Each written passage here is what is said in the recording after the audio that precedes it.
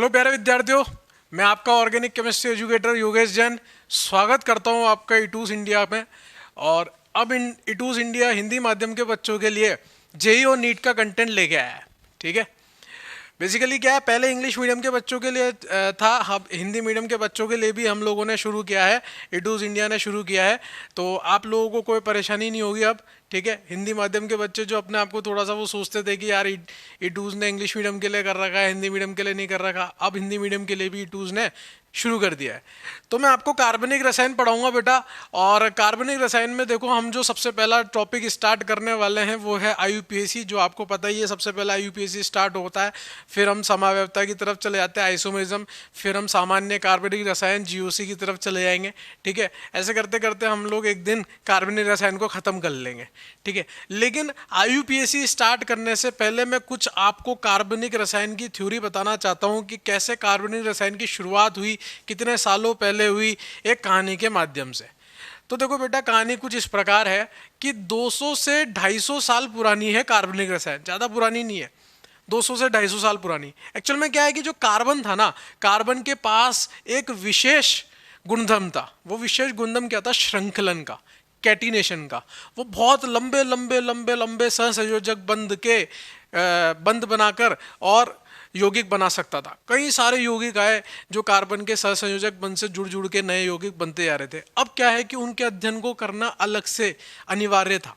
ठीक है, तो मुद्दा क्या था कि अब कार्बनिक रसायन और अकार्बनिक रसायन को अलग अलग पढ़ा जाए। तो जो वैज्ञानिक थे उन्होंने कार्बनिक और अकार्बनिक रसायनों को अलग करने के लिए एक थ्योरी दी, एक परिभाषा दी कि ऐसे यौगिक जो कि पादपों और जंतुओं से मिलके बनते हैं उनको कार्बनिक यौगिक बोला गया, और जो खनिज पदार्थों से उत्पन्न हो रहे हैं उनको अकार्बनिक यौगिक बोला गया। सबसे पहला जो वैज्ञानिक था उसका नाम था बर्जीलियस। उसने कार्बनिक यौगिकों के बारे में बोलना शुरू किया। उसने बोला कि कार्बनिक यौगिक जो है बेटा, वो एक स्पेशल बल, एक विशेष बल द्वारा निर्मित होते हैं, जिसको उसने जैव शक्ति बोला, जिसको इंग्लिश में हम वाइटल फोर्स बोलते हैं। तो अगर उसने बोला अगर जैव शक्ति होगी यौगिक में तो ही वह कार्बनिक यौगिक होगा, और अगर जैव शक्ति नहीं होगी तो वो कार्बनिक यौगिक नहीं होगा। और उसने एक और बात इसमें ऐड करी कि जैव शक्ति को हम प्रयोगशाला में उत्पन्न नहीं कर सकते, इसलिए हम कार्बनिक यौगिकों को प्रयोगशाला में उत्पन्न नहीं कर सकते। केवल और केवल जिनमें जैव शक्ति होगी, सामान्य रूप से जो हमारे प्रकृति से हमें ऑब्टेन हो रहे हैं, मिल रहे हैं, उन्हें ही कार्बनिक रसायन बोला गया, कार्बनिक यौगिक बोला गया। और उन कार्बनिक यौगिकों के अध्ययन को क्या बोलते बेटा? कार्बनिक रसायन।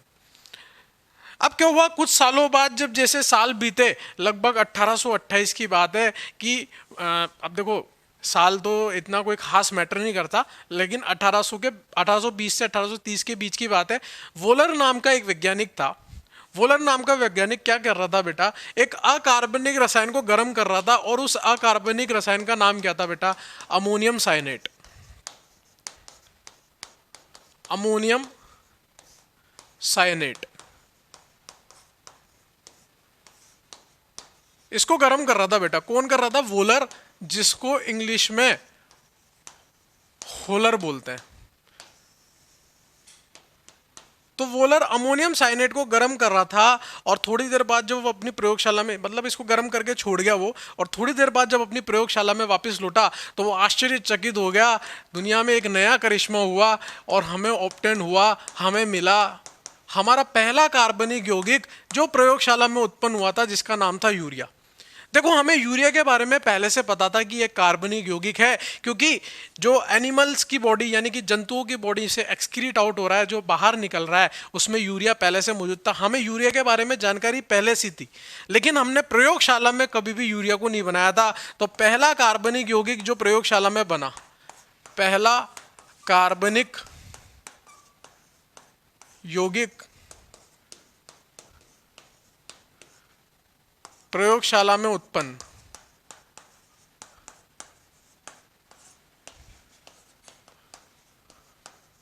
वो क्या था बेटा? हमारा यूरिया। देखो, एग्जाम में आपसे सवाल पूछा जा सकता है कि पहला कार्बनिक यौगिक जो प्रयोगशाला में उत्पन्न हुआ था वो कौन था? यूरिया। ध्यान रहे, प्रयोगशाला में। ठीक है, वो यूरिया था। और किसने दिया था बेटा? होलर ने दिया था, वोलर ने दिया था। बात समझ में आती है आपको? ठीक है, तो यहां से बेटा वो जो बर्जीलियस ने थ्योरी दी थी, देखो उसने अपनी तरफ से पूरी तरह से मेहनत करी थी। देखो कोई भी चीज अपन स्टार्ट करने वाले होते हैं उसमें बहुत सारे पंगे आते हैं, ऐसा नहीं है कि वो हमेशा सक्सेस हो जाए। ठीक है, कोई दुकानदार अपनी दुकान खोलता है तो ऐसा नहीं कि वो पहले दिन से दुकान चलाने लग जाए। हो सकता है उसकी जो थ्योरी उसने दुकान चलाने की सोची हो वो फेल हो जाए, लेकिन किसी और के समझाने से कुछ चीजें नहीं निकल के आए और वो दुकान चल पड़े। ठीक है, तो वही मुद्दा था। बर्जीलियस ने अपनी सबसे पहले थ्योरी दी थी, जो जैव शक्ति की बात करी थी वो तो खत्म हो गई क्योंकि प्रयोगशाला में यूरिया बन चुका था, जबकि उसने बोला था कि प्रयोगशाला में नहीं बन सकता। लेकिन उसने उस समय ये थॉट प्रोसेस दिया, उस समय उसने ये सोच पाया, ये बहुत बड़ी उपलब्धि थी। बात को समझ रहे हो? हम लोग उसकी स्टडी आज भी कर रहे हैं, मतलब उसको आज भी सुन रहे हैं। उसने मतलब कुछ तो किया है, तभी तो उसका नाम लिया जा रहा है।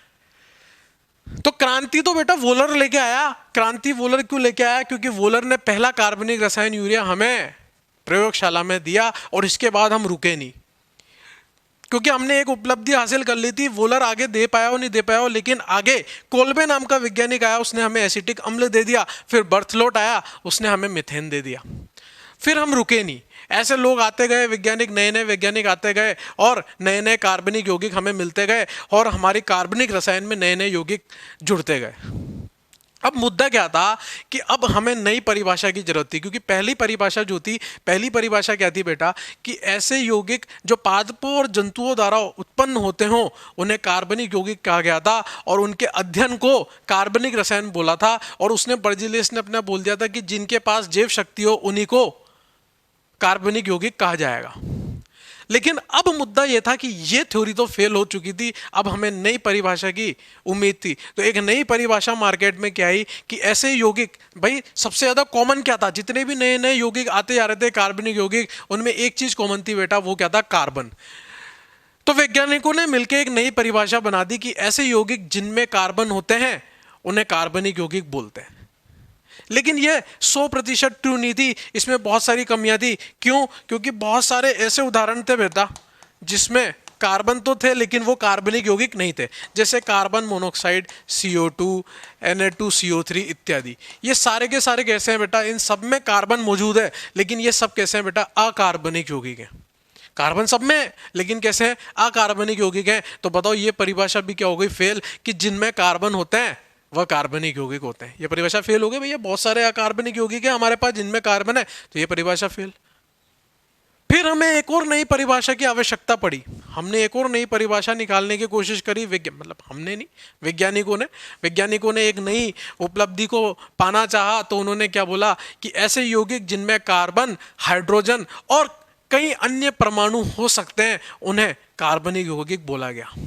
हालांकि वो भी 100% सही नहीं थी, क्योंकि उसमें भी कहीं ना कहीं पे दिक्कतें आ रही थी, लेकिन अभी तक भी वो परिभाषा को हम मान के चल रहे हैं, क्योंकि थोड़ी बहुत कमियां चलती हैं।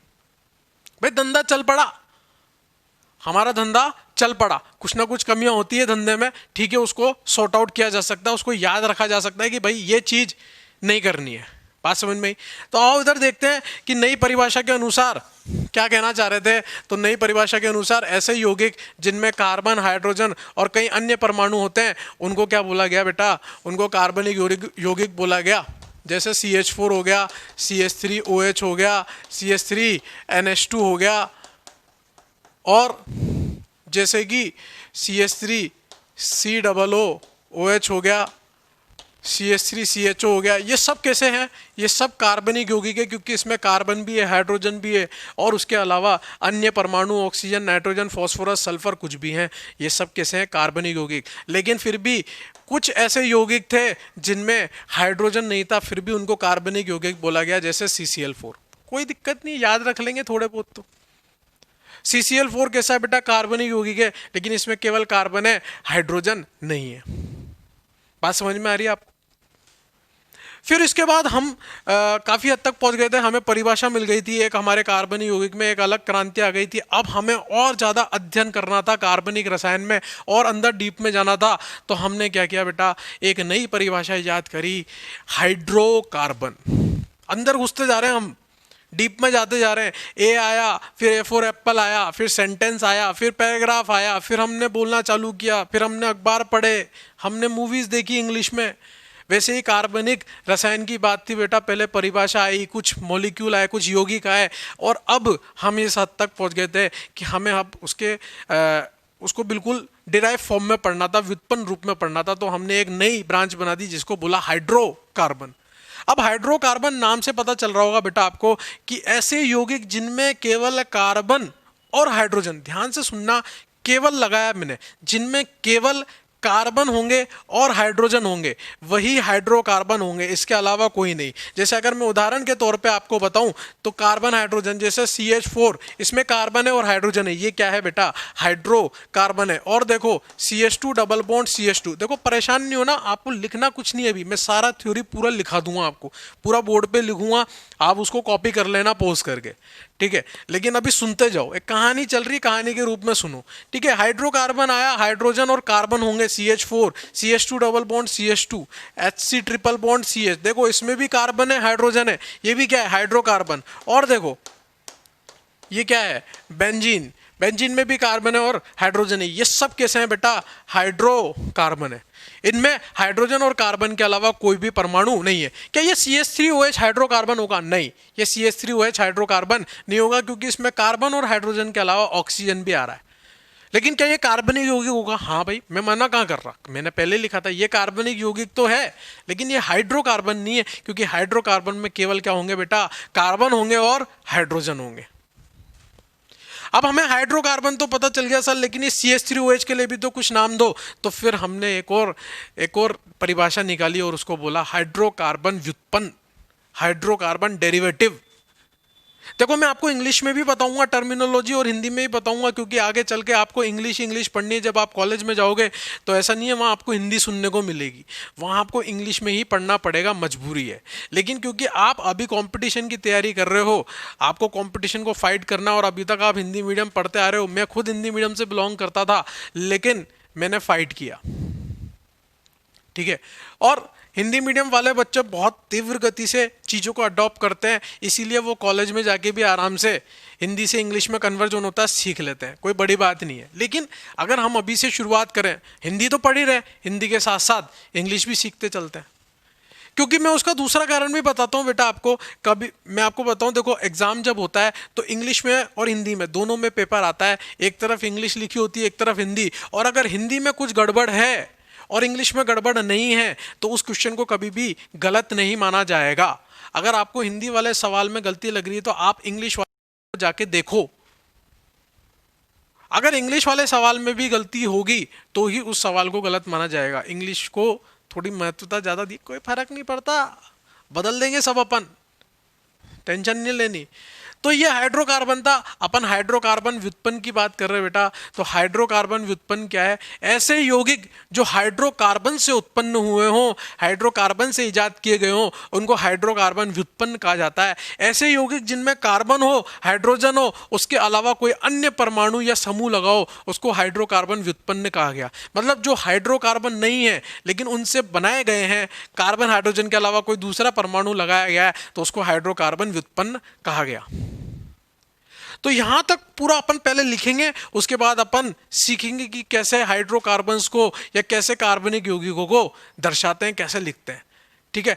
तो सबसे पहले तो मैं आपको लिखाना चालू करता हूं, जो अभी मैंने कहानी बताई है आपको, उसके बाद अब मैं यहाँ पे सारी की सारी वो कहानी बोर्ड पे उतार दूंगा परिभाषा के रूप में, लिखते जाएंगे, उसको फेल करते जाएंगे, ठीक है। सबसे पहली परिभाषा क्या आई थी बेटा, सबसे पहली परिभाषा की चर्चा करें।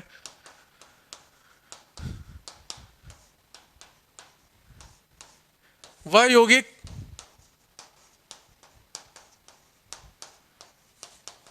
जो पादपों मतलब प्लांट्स एवं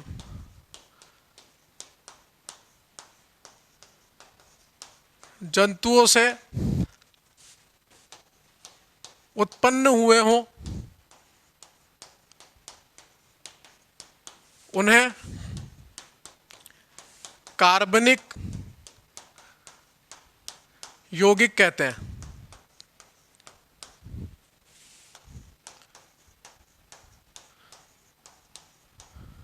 ठीक है। एवं इन कार्बनिक यौगिकों के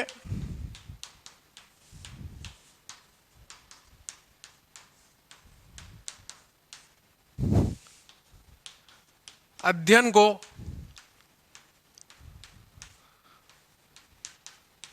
कार्बनिक रसायन कहते हैं।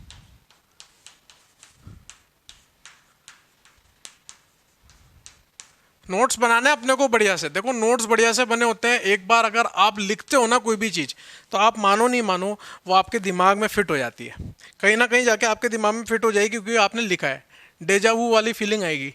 ठीक है, थोड़ा चौक का बदलाव किया जाए। ये तो कार्बनिक रसायन की बात हुई बेटा कि कार्बनिक रसायन क्या है। कार्बनिक यौगिकों के अध्ययन को कार्बनिक रसायन कहते हैं। और बर्जीलियस नाम के व्यक्ति ने, बर्जीलियस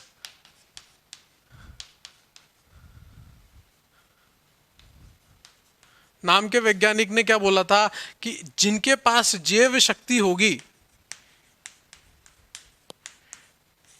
वही कार्बनिक यौगिकों का निर्माण कर पाएंगे अथवा नहीं कर पाएंगे। तो बर्जीलियस ने जैव शक्ति के बारे में चर्चा करी थी, लेकिन आप इसको लिख के और ऐसे करके काट देंगे, क्योंकि ये तो फेल हो गई ना भाई। फेल क्यों हुई? क्योंकि अगला आइटम जो हमारे पास आया वो था वोलर। और वोलर ने क्या बोला था बेटा? वोलर ने बोला कि अमोनियम साइनेट को वो गर्म करके निकला था,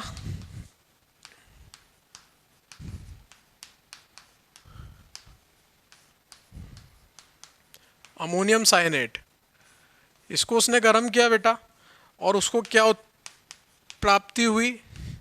उसको तो भैया सब कुछ प्राप्त हो गया। वो ऐसा काम कर गया कि एक सब्जेक्ट ही बना गया। अमोनियम साइनेट को गर्म किया और हमें उपलब्धि मिली, हमें पहला कार्बनिक यौगिक मिला।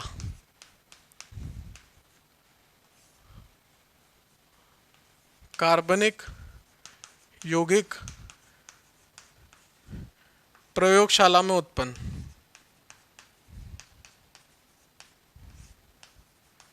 यूरिया क्या था बेटा? पहला कार्बनिक यौगिक जो प्रयोगशाला में उत्पन्न हुआ था। ठीक है, फटाफट से आप पॉज करो इसको और पॉज करके इसको उतार लो। फिर हम लोग आगे बात करते हैं, अगली परिभाषा की बात करते हैं जो भी फेल हुई थी, लेकिन उस फेल क्यों हुई थी वो भी रीजन लिखेंगे। फिर अगली परिभाषा जो पास हो गई थी, फिर हाइड्रोकार्बन, फिर हाइड्रोकार्बन व्युत्पन्न की परिभाषा लिखेंगे, फिर कार्बनिक यौगिकों को कैसे दर्शाते हैं वो लिखेंगे। पॉज करके लिखो। लिख लिया होगा आप लोगों ने, मैं मिटा रहा हूं। ठीक है, तो अगली परिभाषा जो आई थी वो क्या थी बेटा?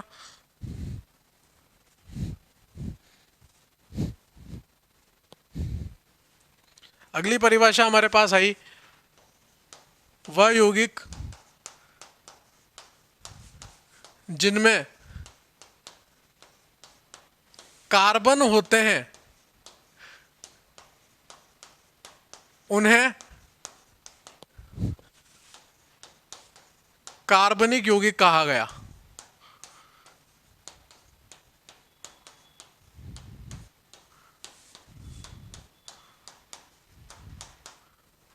लेकिन ये परिभाषा भी बेटा फेल हो गई। क्यों? क्योंकि बहुत सारे अकार्बनिक यौगिक थे। जैसे अगर अपन उदाहरण के तौर पे देखें, carbon monoxide, carbon dioxide, Na2CO3 इत्यादि, बहुत सारे अकार्बनिक यौगिक थे जिनमें कार्बन आ रहा था, लेकिन वो कैसे थे? अकार्बनिक यौगिक, खनिज पदार्थों से मिलने वाले यौगिक अकार्बनिक यौगिक थे। तो ये परिभाषा भी फेल हो गई। अब नई परिभाषा की फिर से इंतजार। तो नई परिभाषा क्या थी बेटा? एक और परिभाषा लिखेंगे, लिखते जाओ, सुना तो दिया ही आपको। वह यौगिक जिनमें कार्बन, हाइड्रोजन एवं अन्य परमाणु होते हैं उन्हें कार्बनिक यौगिक कहते हैं। और अगर आपको आगे लिखना है तो ये लिख लेना कि इनके अध्ययन को कार्बनिक रसायन कहते हैं। ठीक है, जैसे उदाहरण के तौर पे CH4, CH3OH, CH3NH2, जो भी चाहो, CH3SH, अनगिनत, मतलब गिनती नहीं है, ठीक है। CH3COOH इत्यादि कई सारे हैं बेटा, सोच भी नहीं सकते अपन उससे भी ज़्यादा अधिक, ठीक है। ये सब कैसे हैं? कार्बनिक यौगिक हैं जिनमें कार्बन, हाइड्रोजन और उनके अलावा अन्य परमाणु आ रहे हैं। ये परिभाषा एकदम सही थी, ठीक है, लेकिन ये 99% ही सही मानता हूं मैं, क्योंकि कई सारे ऐसे थे जैसे CCl4, इसमें कार्बन तो है लेकिन हाइड्रोजन नहीं है, ऑक्सीजन नहीं है, दूसरे परमाणु नहीं है लेकिन कार्बन है, हाइड्रोजन नहीं है लेकिन इसमें, लेकिन फिर भी ये कैसा है बेटा? कार्बनिक यौगिक है। बात समझ में आती है? यहां तक नोट डाउन करो आप। तो ये परिभाषा एकदम सही है बेटा। वह यौगिक जिनमें कार्बन, हाइड्रोजन एवं अन्य परमाणु होते हैं उन्हें कार्बन यौगिक कहते हैं। ये वाली परिभाषा फेल हो गई, इससे पहले वाली फेल हो गई, ये एकदम राइट परिभाषा है। अब अपन डीप में घुस चुके हैं, ठीक है। अब अपन नेक्स्ट परिभाषा जो लिखने जा रहे हैं बेटा वो किसकी है? हाइड्रोकार्बन की। कार्बनिक यौगिकों को पहचानना सीख रहे हो आप बेटा अभी, है ना। कार्बनिक यौगिक कैसे कैसे दिखते हैं, है ना। बिल्कुल बेसिक से स्टार्ट कर रहे हैं, बिल्कुल छोटी छोटी बातें। किसी किसी को ऐसा लग रहा होगा अरे यार ये क्यों कर रहा है, यार ये क्यों कर रहा है भैया। फिर किसी किसी को ऐसा भी तो लग सकता है कि यार ये क्यों नहीं बताया इसने। तो अपन बिल्कुल छोटी छोटी चीज़ों से पढ़ेंगे और आगे तक चलते जाएंगे। बात समझ में आ गई आपको, ठीक है। तो नेक्स्ट हमारे पास जो परिभाषा है वो किसकी है बेटा? हाइड्रोकार्बन। कुछ नहीं छोड़ेंगे अपन, एकदम छोटी छोटी चीजों से पढ़ते हुए आगे बढ़ते जाएंगे। बताओ मैंने परिभाषा क्या बताई थी बेटा हाइड्रोकार्बन की? ऐसे यौगिक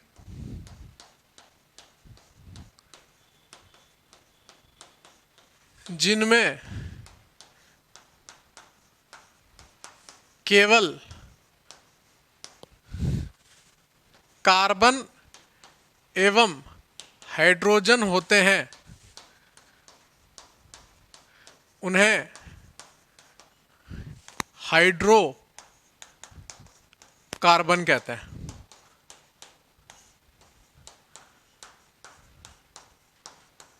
इस पूरी डेफिनेशन में, इस पूरी परिभाषा में केवल इतनी सी बात इंपॉर्टेंट है, केवल कार्बन एवं हाइड्रोजन, इसके अलावा कुछ नहीं होना चाहिए। ऐसे यौगिक जिनमें केवल कार्बन और हाइड्रोजन होंगे उन्हें हाइड्रोकार्बन कहेंगे। अगर मैं उदाहरण बताऊं बेटा आपको, तो उदाहरण में CH4, इसमें केवल कार्बन हाइड्रोजन है, ये कैसा होगा? Hydrocarbon. CH2 double bond CH2, ये कैसा होगा? Hydrocarbon. CH triple bond CH, ये कैसा होगा? Hydrocarbon. CH3 CH2 CH3, hydrocarbon. अच्छा, कितने लोगों को ये नहीं पता कि कार्बन की 4 संयोजकता होती है?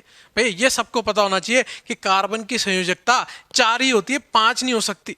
बात समझना, कार्बन की केवल 4 संयोजकता होती है, मतलब 4 अलग अलग बंध से वो जुड़ सकता है, एक जैसे से भी जुड़ सकता है, ठीक है, लेकिन 4 ही बंध से जुड़ेगा। ये इसमें भी केवल कार्बन है, हाइड्रोजन है इत्यादि। ये सब क्या है बेटा? हाइड्रोकार्बन, जिसमें केवल कार्बन होते हैं और हाइड्रोजन होते हैं, उनको क्या बोलते हैं? हाइड्रोकार्बन। नेक्स्ट हमारे पास, इसको पोज करके लिख लें आप बेटा, इसको पोज करके लिख लें फटाफट से। नेक्स्ट हमारे पास हाइड्रोकार्बन व्युत्पन्न, मैं इसको मिटा रहा हूं।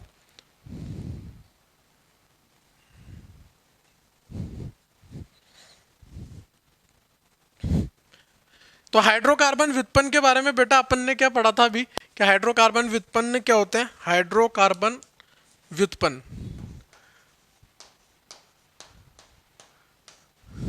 वह यौगिक जो हाइड्रोकार्बन की मदद से बने हो या हाइड्रोकार्बन से उत्पन्न किए गए हो, वह यौगिक जो हाइड्रोकार्बन से उत्पन्न किए गए हों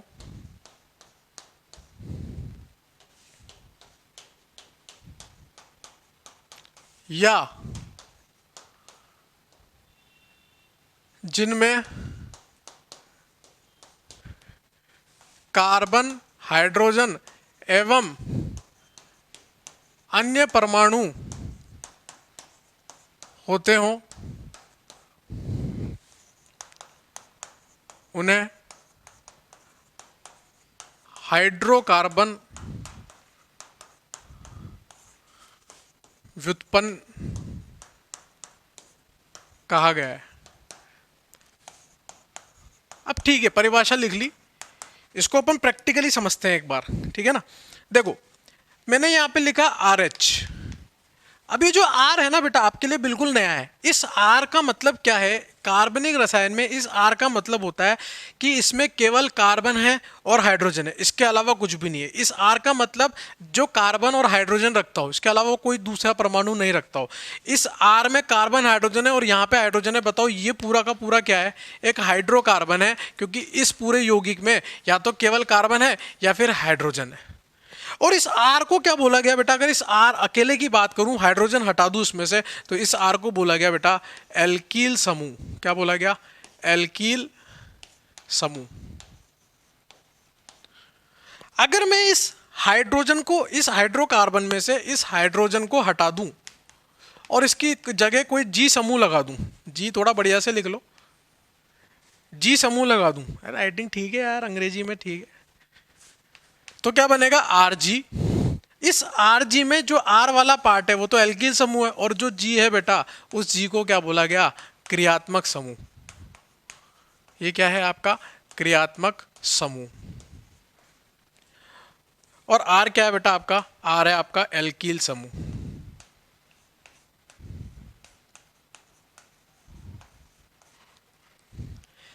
अब यहां पर जो R है एल्कील समूह, ये जो है ये यौगिक के भौतिकी गुणधर्म के लिए जिम्मेवार है। किसके लिए जिम्मेदार है बेटा, भौतिकी गुणधर्म के लिए।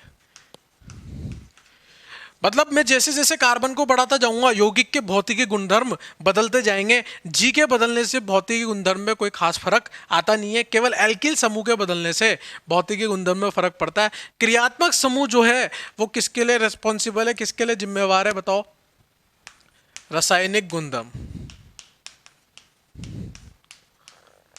रासायनिक गुणधर्म, भौतिकी गुणधर्म के लिए कौन जिम्मेवार है, एल्किल समूह। और क्रियात्मक समूह जो है वो यौगिक के रासायनिक गुणधर्म के लिए जिम्मेवार है। अब देखो मुद्दा देखो, इस RH से Rg से मैं कितने नए हाइड्रोकार्बन व्युत्पन्न बना सकता हूँ। जैसे मान लो मैंने यहाँ लिखा CH4, इसमें से मैंने एक हाइड्रोजन निकाला और यहाँ से मैंने OH जोड़ दिया, तो एक नया हाइड्रोकार्बन व्युत्पन्न हो गया जिसका नाम क्या है, CH3OH। अगर मैंने हाइड्रोजन निकाल के NH2 जोड़ा होता तो यहाँ पर एक अगला हाइड्रोकार्बन व्युत्पन्न बनता CH3NH2। मान लो मैंने यहाँ पे X को जोड़ा होता, X मतलब हेलोजन, तो यहाँ पे क्या बनता बेटा, CH3X। अगर मान लो मैंने यहाँ पे COOH को जोड़ा होता तो एक नई कहानी बन जाती जिसका नाम CH3COOH होता। ऐसे करके मैं हाइड्रोकार्बन से अनेकों हाइड्रोकार्बन व्युत्पन्न यौगिक उत्पन्न कर सकता हूं। ठीक है, बहुत सारे नए यौगिक उत्पन्न कर सकता हूं जिसको क्या बोला गया, हाइड्रोकार्बन व्युत्पन्न। क्योंकि मदद किसकी ले रहा हूं, हाइड्रोकार्बन की। और ऐसे यौगिक जिनमें कार्बन, हाइड्रोजन एवं कई अन्य परमाणु, ऑक्सीजन, नाइट्रोजन, सल्फर, फास्फोरस कुछ भी हो, उन्हें क्या बोला गया, हाइड्रोकार्बन व्युत्पन्न यौगिक बोला गया। बात समझ में आ रही है। तो हाइड्रोकार्बन आपको समझ में आ गया होगा, हाइड्रोकार्बन व्युत्पन्न आपको समझ में आ गया होगा। आपको ये बात समझ में आ गई होगी बेटा कि R जो है एल्किल समूह वो भौतिकी गुणधर्म के लिए जिम्मेदार है, और जो क्रियात्मक समूह है वो रासायनिक गुणधर्म के लिए जिम्मेदार है। ये भौतिकी गुणधर्म और ये रासायनिक गुणधर्म क्या है, ये आगे चल के अपन चैप्टर में और डिटेल में पढ़ेंगे। जैसे भौतिकी गुणधर्म की बात करूं तो कथनांक बिंदु, गलनांक बिंदु, ये सब भौतिकी गुणधर्म में आते हैं। रासायनिक गुणधर्म मतलब जो रासायनिक अभिक्रिया होंगी, जो अभिक्रियाएं होंगी वो किस बात पे डिपेंड करेगी, वो किस बात पे निर्भर करेगी कि क्रियात्मक समूह क्या लगा हुआ है। OH लगा है, NH2 लगा है, OH मतलब अल्कोहल है, अमीन है, अल्डिहाइड है, कीटोन है, उस बात पे क्या निर्भर करेगा कि रासायनिक गुणधर्म आपका निर्भर करेगा। किससे प्रोड्यूस हुआ है, हाइड्रोकार्बन से निर्माण किया है, हाइड्रोकार्बन व्युत्पन्न का। हाइड्रोजन हटाया, एक नया G समूह लगा दिया, तो हाइड्रोकार्बन व्युत्पन्न यौगिक उत्पन्न हो गए बेटा। बात समझ में आ रही है, यहां तक आप लिखें।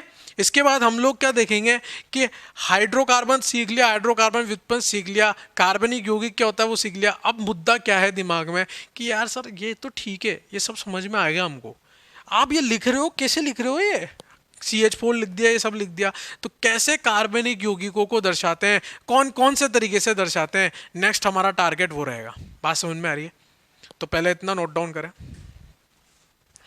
हाँ तो भाई हाइड्रोकार्बन, हाइड्रोकार्बन व्युत्पन्न लिख लिया होगा आपने, ठीक है, मिटा देता हूं मैं अब इसको।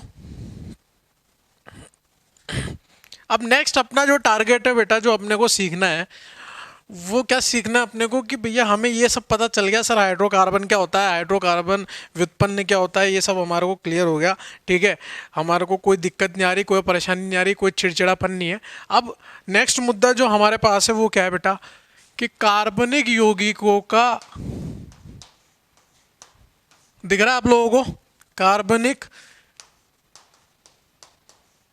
यौगिकों का संरचनात्मक निरूपण।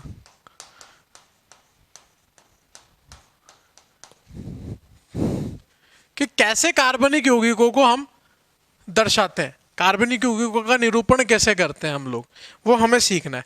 तो बेटा तीन तरीके हैं कार्बनिक यौगिकों को दर्शाने के, कार्बनिक यौगिकों को संरचनात्मक निरूपण करने के तीन तरीके। पहला तरीका जिसको इंग्लिश में बोलते हैं डैश लाइन स्ट्रक्चर, जिसको हम हिंदी में बोलेंगे लघु आबंध संरचना।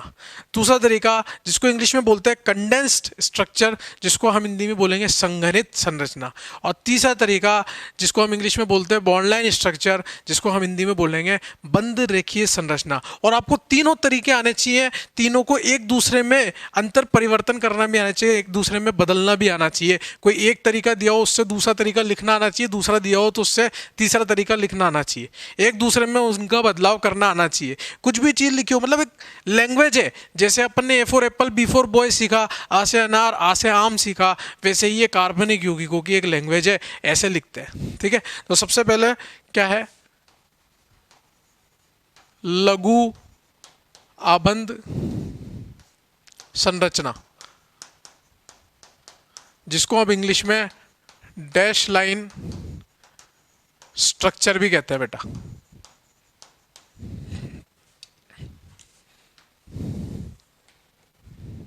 सेकंड हमारे पास है बेटा संघनित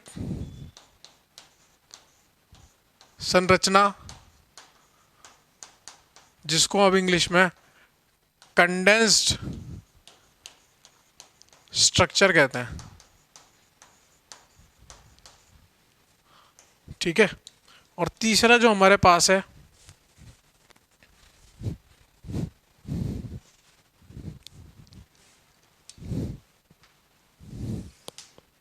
वो है बंद रेखीय सूत्र, जिसको बॉन्ड लाइन स्ट्रक्चर भी कहते हैं। ठीक है, तो और स्टार्ट करते हैं। ठीक है, 2-5 एग्जाम्पल मैं आपको सिखाऊंगा, उसके बाद आपको ही करना है ताकि आपकी प्रैक्टिस हो, है ना। 2-4 एग्जाम्पल तो मैं सिखाऊंगा। सबसे पहला एग्जाम्पल मैं आपके सामने ले रहा हूँ। देखो, नाम है लघु आबंध संरचना, डैश लाइन संरचना, डैश लाइन स्ट्रक्चर।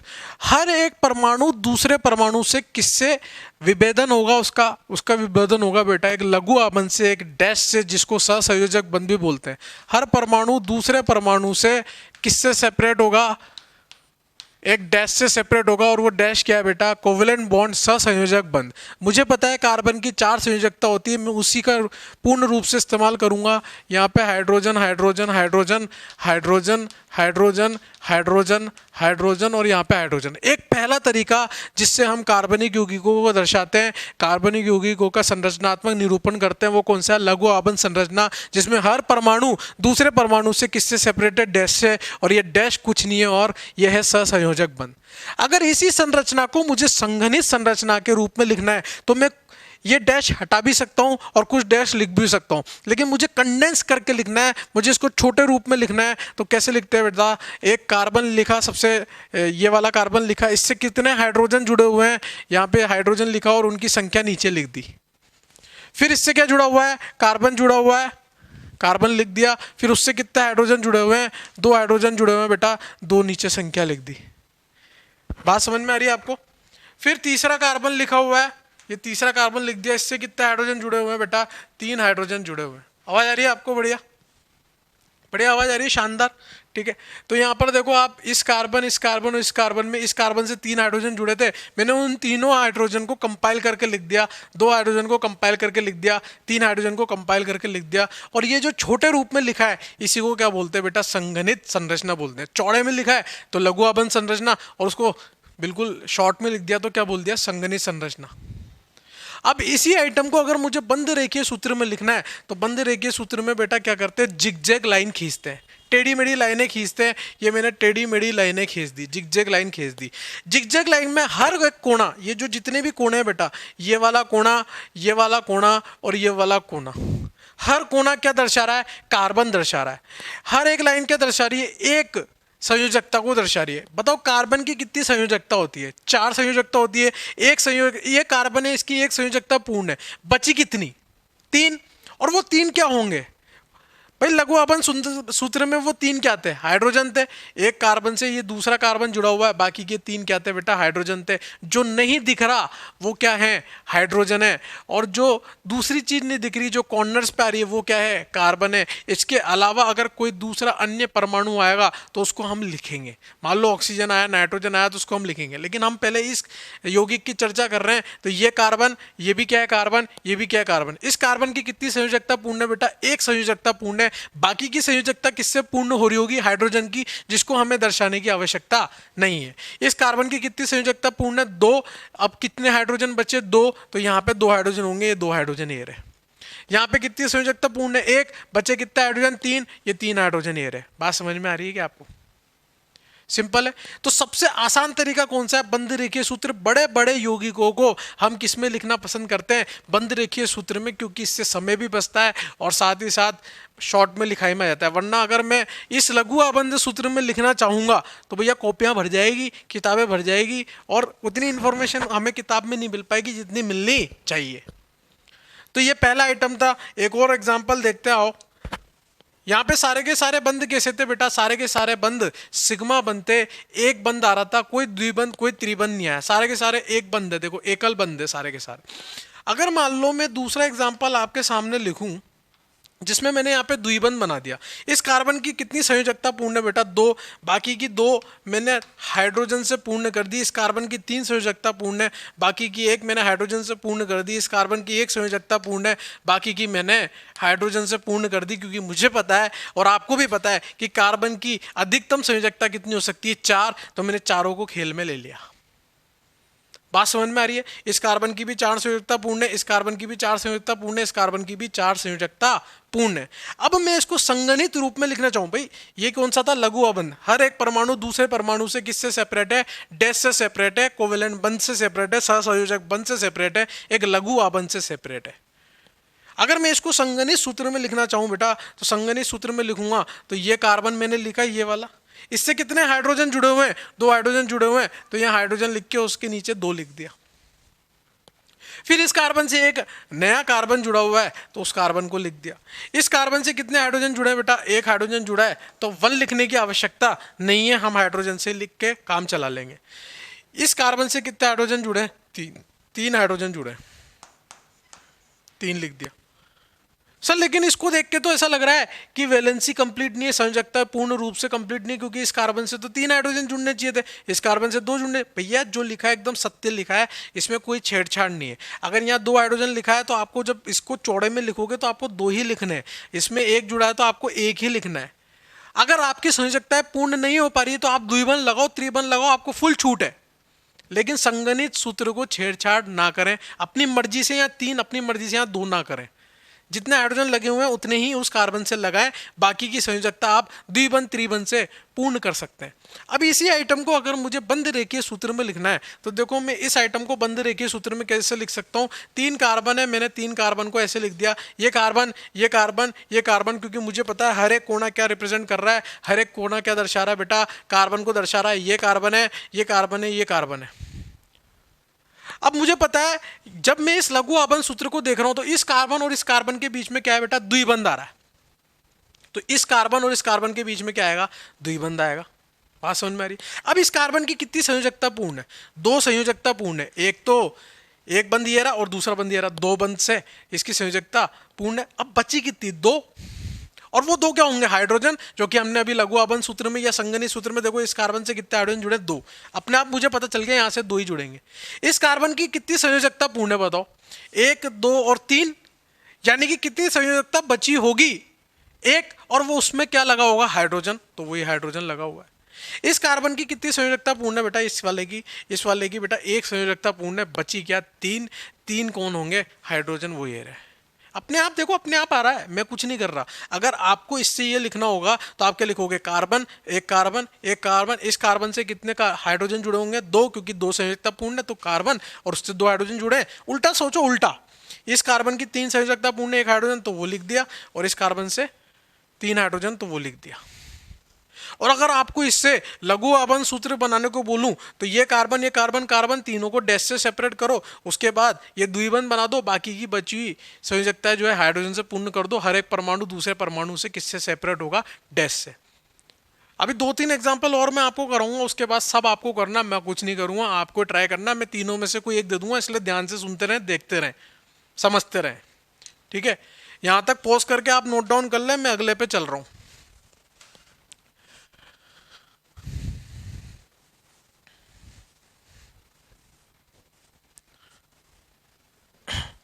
अब बेटा जो तीसरा हमारे पास एग्जाम्पल है वो देखो कौन सा है।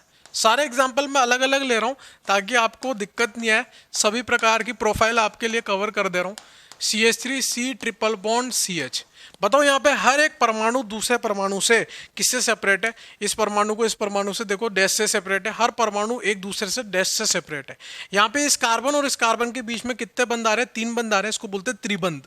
अगर दो आ रहे होते तो द्विबंध। बात समझ में आ रही है क्या? तीन बंध आ रहे हैं। इस कार्बन की मैक्सिमम अधिकतम कितनी संयोजकता हो सकती थी? चार, एक दो तीन चारों लिखी हुई है बेटा। इस कार्बन की अधिकतम कितनी हो सकती थी? एक दो तीन चार, चारों लिखी हुई है बेटा। अगर चारों संयोजकता पूर्ण है तो मैं क्या जबरदस्ती हाइड्रोजन घुसेड़ूंगा क्या? नहीं। जब पूर्ण रूप से इसकी संयोजकता पूरी हो रही है तो मैं क्यों हाइड्रोजन लगाऊंगा? यहाँ पे हाइड्रोजन की आवश्यकता थी, मैंने लगा दिया। अब इसी चीज को मैं संगणित संरचना में लिखना चाहता हूं, तो संगणित संरचना में जब मैं लिखूंगा तो ये पहला कार्बन है, इससे कितने हाइड्रोजन जुड़े हैं बेटा? तीन हाइड्रोजन जुड़े हैं, तो यहाँ पे मैंने तीन हाइड्रोजन लिख दिया। फिर इससे क्या जुड़ा हुआ है? एक कार्बन जुड़ा हुआ है, कार्बन लिख दिया। फिर उस कार्बन से क्या जुड़ा हुआ है? एक कार्बन जुड़ा हुआ है, वो लिख दिया। और फिर उस कार्बन से क्या जुड़ा हुआ है? एक हाइड्रोजन लिखा हुआ है, वो लिख दिया। चाहो तो आप इस कार्बन और इस कार्बन के बीच में त्रिबंध बना भी सकते हो संगणित सूत्र में, और चाहो तो नहीं भी बना सकते, चलेगा। कोई मना कर रहा है तो फिर देख लेना, आपके हिसाब से आता पाए जो करना चाहो। अगर मैं इसी को बंद रेखीय सूत्र में बनाऊं बेटा, तो इस बंद रेखीय सूत्र में बनाने के लिए मुझे क्या करना पड़ेगा? इस तरह की रेखा खींचनी पड़ेगी। ये कोना क्या दर्शा रहा है बेटा? कार्बन। ये क्या दर्शा रहा है? कार्बन। और ये भी क्या दर्शा रहा है? कार्बन। ऐसा ना शिव जी के यहाँ पे जाते हैं तो ये खींच लेते हैं ना तीन रेखाएं तिलक से, वैसे नहीं है कुछ ऐसा, है ना। ये कार्बन है, कार्बन है, कार्बन है। सर आपने इसको टेढ़ा मेढ़ा नहीं लिखा, सीधा लिखा है बेटा। यहाँ जब भी त्रिबंध आएंगे तो आपको उस जगह को सीधा कर देना है, क्योंकि यहाँ पे जो कोण होता है बेटा 180 डिग्री का होता है। ये रेखीय इसकी ज्यामिति होती है। रेखीय मतलब लीनियर, सीधी। तो आपको जब भी त्रिबंध आए उसको सीधा लिख देना है। फिर आगे नेक्स्ट लेक्चर में आपको, अगले से अगले लेक्चर में आपको संकरण सिखा देंगे। उस संकरण में आपको पता चल जाएगा ऐसा क्यों होता है। इस कार्बन की कितनी संयोजकता पूर्ण है? एक। तो बची हुई संयोजकता किससे पूर्ण होगी बेटा? हाइड्रोजन से, जो कि हो रही है, तीन हाइड्रोजन लगे। इस कार्बन की कितनी संयोजकता पूर्ण है? एक दो तीन चार। क्या यहाँ पे कोई हाइड्रोजन की आवश्यकता थी? नहीं, तो नहीं है भैया। इस कार्बन की कितनी संयोजकता पूर्ण है? एक दो तीन। और चौथी किससे पूर्ण होनी चाहिए? हाइड्रोजन से, तो लिखा है भैया। कोई दिक्कत, कोई परेशानी, किसी प्रकार का चिड़चिड़ापन नहीं। आगे बढ़े। तीन एग्जाम्पल बता दिए मैंने आपको खुली श्रृंखला वाले। चौथा मैं आपको उदाहरण ले रहा हूं, वो ले रहा हूं मैं आपका चक्रीय या वलय वाला, जिसमें श्रृंखला कैसी होगी? वलय वाली होगी। वलय मतलब रिंग होगी। ये मैंने तीन कार्बन की श्रृंखला बनाई वलय वाली। ठीक है, इस कार्बन की दो संयोजकता पूर्ण है, दो मैं हाइड्रोजन से पूर्ण कर रहा हूं बेटा। इस कार्बन की दो संयोजकता पूर्ण है, मैं इसकी दो हाइड्रोजन से पूर्ण कर रहा हूं बेटा। इस कार्बन की दो संयोजकता पूर्ण है, इसकी मैं दो हाइड्रोजन से पूर्ण कर रहा हूं। अब इस लघु आबंध संरचना को अगर मैं संगणित संरचना में लिखना चाहता हूं तो मैंने आपको कहा था कि कुछ बंध बनाने भी पड़ सकते हैं, और चाहो तो मत बनाओ। लेकिन अगर मैंने यहां पे इस तरह से लिख दिया तो बेटा ये गलत माना जाएगा। इससे मुझे कोई इंफॉर्मेशन नहीं मिल रही, कुछ समझ में नहीं आ रहा कि लिखा क्या है। तो यहां पे मुझे कुछ आबंध तो बनाने ही पड़ेंगे। तो मैं कैसे बनाऊंगा? ये मैंने इन दोनों कार्बन के बीच में एक बंध बना लिया। इन दोनों कार्बन के बीच में इतने बंध तो मुझे चाहिए। बाकी की चीजें मैं क्या लिख सकता हूं? CH2 CH2 CH2। ये इसका संगणित सूत्र हो गया। इससे छोटा रूप में इसका नहीं लिख सकता, इससे छोटा संगणित सूत्र इसका नहीं हो सकता। आप ऐसे नहीं लिख सकते, आपको ऐसे ही लिखना पड़ेगा, तभी पता चलेगा कि हाँ भाई ये वलय है।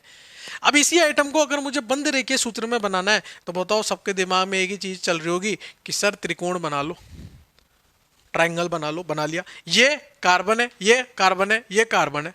इस कार्बन की कितनी संयोजकता पूर्ण है? 2। बची वाली किससे पूर्ण हो रही है? 2 हाइड्रोजन से। ये लिखे 2 हाइड्रोजन। लघु आबंध सूत्र में भी 2 हाइड्रोजन बने हुए थे। यहाँ पे कितने? 2 पूर्ण है, 2 क्या होंगे? हाइड्रोजन। यहाँ पर भी 2 पूर्ण है, 2 क्या होंगे? हाइड्रोजन। बात समझ में आ रही है आपको? वलय में कैसे बंद रेखीय सूत्र लिखते हैं? सिंपल है, कितना आसान है, देखो समझ में आ रहा है। अब सर ये तो अब मेरे को समझ में आ गया, ये आपकी बात समझ में आ गई कि कार्बन हो हाइड्रोजन हो तो ऐसे कर देंगे। अब आप तो ये बताओ, अगर मान लो कोई विषम परमाणु आ गया, कोई अलग से परमाणु हो गया कार्बन हाइड्रोजन के अलावा, तो उसको कैसे लिखेंगे? वो तो बताया नहीं आप। अरे बता रहा हूँ यार, ये नोट डाउन करो पॉज करके। तो नेक्स्ट आइटम जो हमारे पास है, आप कह रहे हो इसलिए बता रहा हूँ, 2 आइटम और बता देते हैं।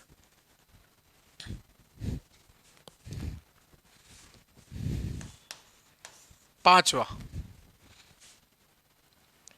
जैसे मान लो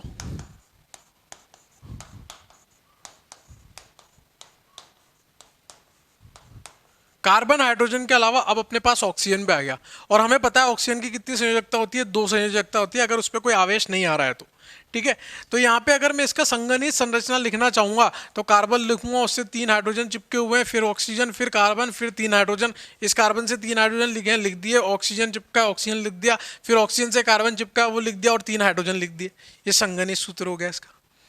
अब इसका बंद रेखीय सूत्र लिखूंगा तो बंद रेखीय सूत्र कैसे लिखूंगा बेटा? इसका बंद रेखीय सूत्र लिखने के लिए मुझे ये लिखना पड़ेगा, मुझे ऑक्सीजन को दर्शाना ही पड़ेगा। ये क्या है? कार्बन। ये क्या है? कार्बन। मुझे क्या नहीं दर्शाना होता? मुझे कार्बन नहीं दर्शाना होता, मुझे हाइड्रोजन नहीं दर्शाना होता। हाइड्रोजन तो बिल्कुल ही विलुप्त रहते हैं, केवल कार्बन भी मुझे कैसे पता चल जाता है? कॉर्नर से। ये कोने में कार्बन आ रहा है, फिर ऑक्सीजन, फिर कार्बन। लेकिन कोई दूसरा विषम परमाणु आ रहा है तो मुझे दर्शाना पड़ेगा, चाहे वो ऑक्सीजन हो, चाहे नाइट्रोजन हो, चाहे फॉस्फोरस हो, चाहे सल्फर हो। केवल कार्बन हाइड्रोजन के लिए छूट है। तो ये कार्बन, फिर ये ऑक्सीजन, ये कार्बन। इस कार्बन की इस ऑक्सीजन के साथ एक संयोजकता पूर्ण है, तो बाकी की 3 संयोजकता किससे पूर्ण हो रही होगी? हाइड्रोजन से। वो ये रही। इस कार्बन की बाकी की संयोजकता किससे पूर्ण हो रही होगी? हाइड्रोजन से। 3 हाइड्रोजन है, तो वो 3 हाइड्रोजन यहाँ पे होंगे। एक एग्जांपल और मैं आपको समझा रहा हूँ वलय में ऑक्सीजन या नाइट्रोजन को लेके, बाकी के आपको खुद करना है। ठीक है, अभी मैं आपको काफी सारे एग्जांपल दे दूंगा, वो आपको ट्राई करना है। ठीक है,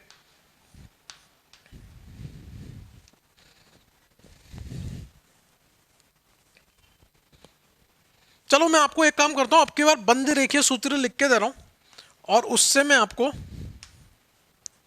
लघु आबंध सूत्र दिखाऊंगा। ये बंद रेखीय सूत्र है बेटा, इधर देखते रहे, बंद रेखीय सूत्र है। बताओ ये क्या होगा? कार्बन। ये क्या होगा? कार्बन। ये क्या होगा? कार्बन। इस कार्बन की कितनी संयोजकता पूर्ण है? 2। बची क्या है? 2, और वो 2 क्या होंगी? हाइड्रोजन। तो यहां लिख दिया हमने संगणित सूत्र में 2 हाइड्रोजन। फिर यहाँ पे ये ऑक्सीजन लगा हुआ है, फिर यहाँ पे देखो ये कार्बन की 2 संयोजकता पूर्ण है, बची हुई किससे पूर्ण हो रही होगी? 2 हाइड्रोजन से। फिर यहाँ पे देखो ये कार्बन है, इसकी 2 हाइड्रोजन से, क्योंकि 2 संयोजकता पूर्ण है। और फिर ये दोनों कार्बन के बीच में बंध बना हुआ है। ध्यान से देख लो, आपके ये चीज लिखी हुई है।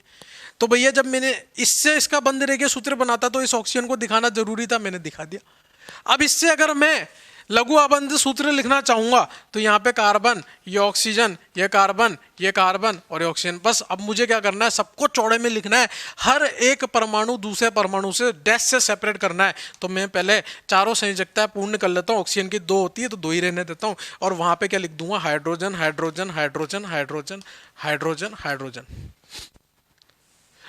तो मैं बंद रेखीय सूत्र से भी लघु आबंध सूत्र बना सकता हूं, मैं लघु आबंध सूत्र से संगणित सूत्र बना सकता हूं, मैं संगणित सूत्र से लघु आबंध सूत्र बना सकता हूं, मैं किसी से भी कुछ भी बना सकता हूं।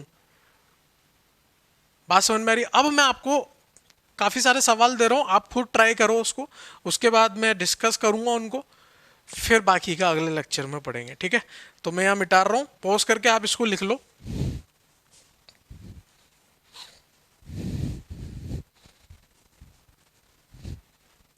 एग्जाम्पल्स लिख रहा हूं मैं आपके लिए, और तीनों में से कोई एक आइटम दूंगा, ऐसा नहीं कि तीनों दे दूंगा, बाकी के 2 आपको बनाने हैं।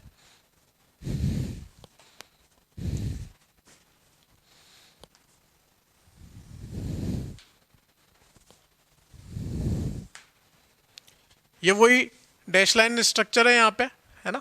5 एग्जाम्पल 6 एग्जाम्पल हो गए थे, 7वां मैं लिख रहा हूँ। ये दे देता हूँ मैं आपको, है ना।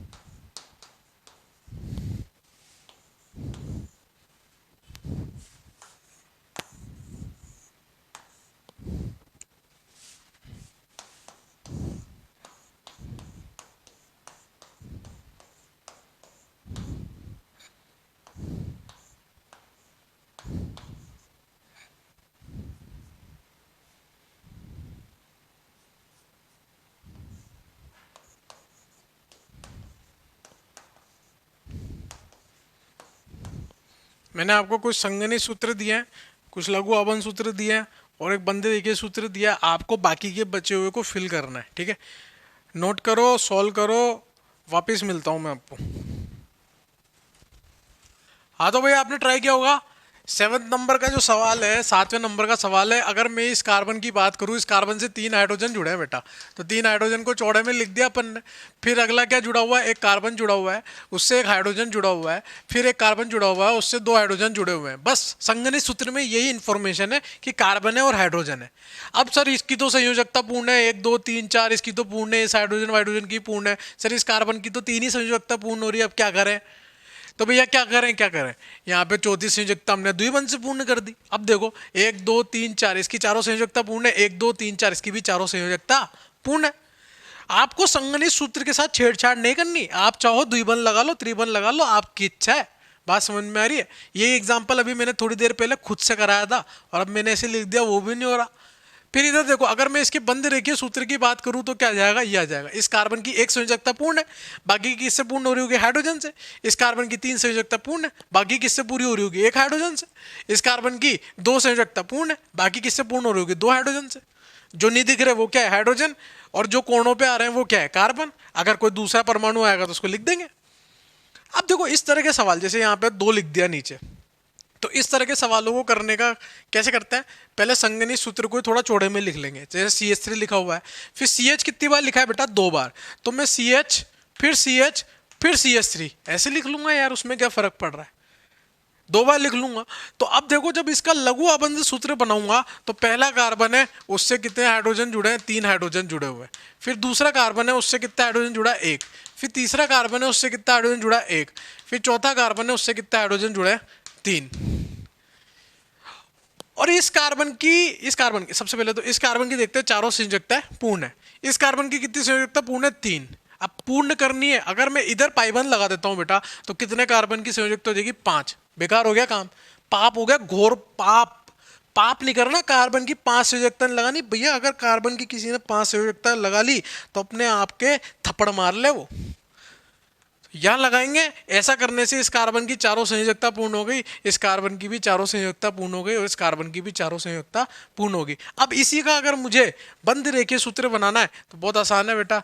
यहाँ पे ये कार्बन है, ये का जिगजैग लाइन खींचनी है, हर एक कोना कार्बन होना चाहिए। और कितने कार्बन आ रहे हैं, 4 कार्बन आ रहे हैं, तो 1 कार्बन 2 कार्बन 3 कार्बन 4 कार्बन, और दूसरे और तीसरे कार्बन के बीच में क्या आ रहा है, द्विबंध। ये इसका बंद रेखीय सूत्र हो गया। अब ये बंद रेखीय सूत्र दिया हुआ है, इससे मुझे संगणित सूत्र निकालना है और लघु आबंध सूत्र निकालना है, तो निकाल लेंगे। ये क्या है, कार्बन कार्बन कार्बन कार्बन, चारों कार्बन है। इस कार्बन की 2 संयोजकता पूर्ण है, यहाँ पे लिखो इस कार्बन को। फिर दूसरा भी क्या है, कार्बन। तीसरा भी क्या है बेटा, कार्बन। और यहाँ पे चौथा भी क्या है, कार्बन। इस कार्बन और इस कार्बन के बीच में 2 बार द्विबंध आ रहा है, तो 2 बॉन्ड लगा लिए। अब इस कार्बन की 3 संयोजकता पूर्ण है, तो 1 हाइड्रोजन आ जाएगा, यहाँ पर भी 1 हाइड्रोजन आ जाएगा। 2 संयोजकता पूर्ण है बेटा, तो 2 हाइड्रोजन आ जाएंगे। 2 संयोजकता पूर्ण है तो 2 हाइड्रोजन आ जाएंगे। और अगर इससे मुझे लघु आबंध सूत्र बनाना है तो भैया अब तो आसान है, चारों कार्बन चिपकाए, हर एक परमाणु को दूसरे परमाणु से डैश से सेपरेट करना है, जो लिखा है उसी आइटम को डैश से सेपरेट करना है। यहाँ हाइड्रोजन, यहाँ हाइड्रोजन, यहाँ हाइड्रोजन, ये इसका लघु आबंध सूत्र आ गया। अगला एग्जाम्पल देखो, यहाँ पे हर एक परमाणु दूसरे परमाणु से सेपरेट है, ये लघु आबंध सूत्र है। अब इसको मैं संगनी सूत्र में लिखना चाहता हूँ, तो मैं देखो वलय के साथ तो छेड़छाड़ कर नहीं सकता, तो मुझे उतना तो लिखना ही पड़ेगा। तो मैंने वो 6 कार्बन जो लिखे हुए हैं वो तो चिपका ही लिए। आप लोगों ने भी ऐसे ही किया होगा, यहाँ पे द्विबंध आ गया होगा, यहाँ द्विबंध, यहाँ पे द्विबंध। अब मैं क्या कर सकता हूँ बेटा, ये जो है ना हाइड्रोजन जो अलग से सेपरेटेड लिखा हुआ है, इसको जरूर मैं यहाँ पे चिपका के लिख सकता हूँ इस तरह से, बस इससे ज्यादा मैं कुछ नहीं कर सकता। ये इसका संगनी सूत्र है। और अगर इसी को मैं बंद रेखीय सूत्र में लिखूंगा बेटा, तो कैसे लिखूंगा, पहले तो 6 मेंबर की वलय बनाऊंगा, 6 सदस्य की वलय बनाई, और 6 सदस्य की वलय में यहाँ पे द्विबंध आ रहा है, यहाँ पर द्विबंध आ रहा है, और यहाँ पर द्विबंध आ रहा है। ये क्या है, carbon carbon carbon carbon carbon carbon, कितने कार्बन आ रहे थे, 6, और इस कार्बन की कितनी संयोजकता पूर्ण है बेटा, 3। एक किससे पूर्ण हो रही है, हाइड्रोजन से, ये रहा हाइड्रोजन। ऐसे ही यहाँ पर भी किससे पूर्ण हो रही है, हाइड्रोजन से, एक, ये रहा हाइड्रोजन। क्या आपको बात समझ में आ रही है, कैसे लघु आबंध सूत्र, कैसे संगनी सूत्र, कैसे बंद रेखीय सूत्र लिखे जा रहे हैं, कैसे एक दूसरे से हम चीजों को लिख सकते हैं। सिंपल है, आसान है। अब आप क्या करना बेटा, यहां तक मैंने आपको समझाया, सिंपल सिंपल चीजें थी, ठीक है। बाकी का अपन नेक्स्ट क्लास में पढ़ेंगे, ठीक है। नेक्स्ट क्लास में अपन स्टार्ट करेंगे, आगे की बातें चर्चा करेंगे। लेकिन मैं आपसे एक वादा चाहता हूं, मैंने आपको यहाँ पे 10 उदाहरण कराए, सिंपल सिंपल से उदाहरण कराए। मैं आपसे एक वादा ये चाहता हूं कि आप घर जाके डेली बेसिस पे एनसीईआरटी पढ़ेंगे। आप घर पे बैठ के फालतू की हरकतें नहीं करेंगे, आप एनसीईआरटी पढ़ेंगे। एनसीईआरटी हमारे लिए बेटा बाइबल है, एनसीईआरटी हमारे लिए रामायण है, एनसीईआरटी हमारे लिए कुरान है। बात समझ में आ रही है।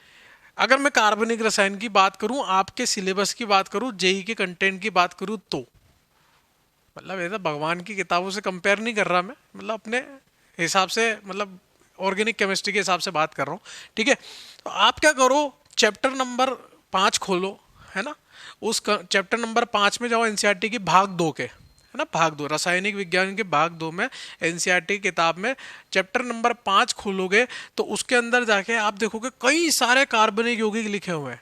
आप उस कार्बनिक यौगिकों को उठाओ, और वहां से आप उसका लघु आबंध सूत्र, उसका बंद रेखीय सूत्र, और आप उसका संगनी सूत्र लिखने की कोशिश करो। और अगर किसी भी प्रकार का आपको डाउट आ रहा है, तो आप कमेंट सेक्शन में लिख दीजिए उस डाउट को, ठीक है। मैं वहीं पे आपको उस डाउट का आंसर बता दूंगा।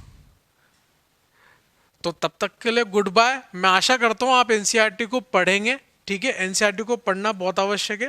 Thank you so much.